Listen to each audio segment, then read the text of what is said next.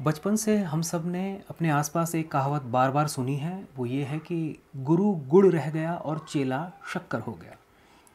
अब इसी कहावत को आधार बनाकर मैंने इसी की समानांतर दुनिया यानी कि पैरेलल यूनिवर्स में एक और व्यंग्य लिखा है और उस व्यंग्य को मैंने शीर्षक दिया है गुरु घंटाल तो चेला महाघंटाल। पौराणिक काल से ही भारतवर्ष के इतिहास में संस्कृति के प्रचार प्रसार, ज्ञान के प्रवाह और राष्ट्र के निर्माण में सबसे अधिक योगदान गुरुओं का रहा है। गुरु शिष्य परंपरा से आया हुआ लगभग हर विद्यार्थी भविष्य में अपने ज्ञान की आभा से संपूर्ण जगत में प्रकाश फैलाता था और बाद में स्वयं वो किसी बिंदु पर पहुंचकर गुरु की उपाधि धारण करता था। एकलव्य जैसे शिष्य भी रहे हैं जिनका उदाहरण वर्तमान में गुरुओं के द्वारा शिष्यों को दिया जाता है कि एकलव्य जैसा बनो।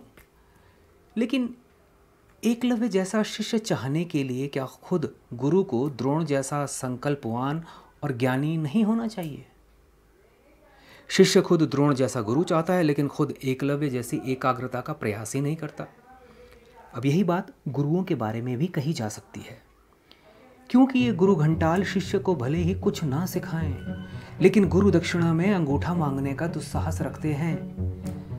असल गुरु हमेशा यही चाहते हैं कि उनका शिष्य उनसे भी बड़ा बन जाए और गुरु का नाम रोशन करे।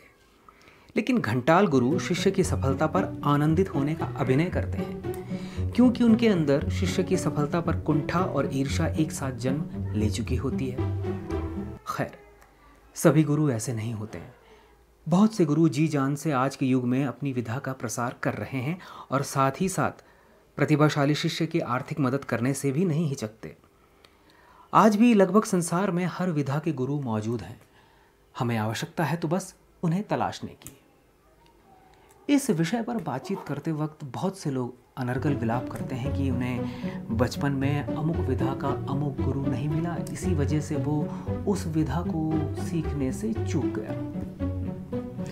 ये सरासर निराधार परिकल्पित विचार है।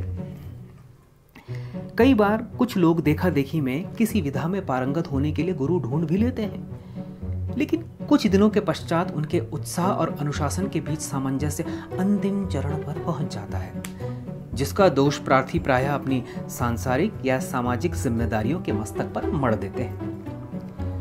दूसरी ओर बहुत से लोग जो बढ़ती उम्र के चलते खुद को गुरुजन मानने का दुस्साहस सरलता से कर लेते हैं, वे अपनी बढ़ती उम्र को ही अपने गुरु होने का प्रमाण पत्र मान लेते हैं और प्रायः अपने आसपास के वातावरण में किसी वृद्ध वृक्ष के नीचे या किसी जलपान गृह के बाहर अपनी कचहरी का शुभारंभ करते हैं। हाँ, एक बात बड़ी प्रशंसनीय है इनके बारे में कि इनकी इन कचहरियों का आयोजन ये प्रतिदिन करते हैं, जिनमें अनुशासन और उत्साह की कोई कमी नहीं होती।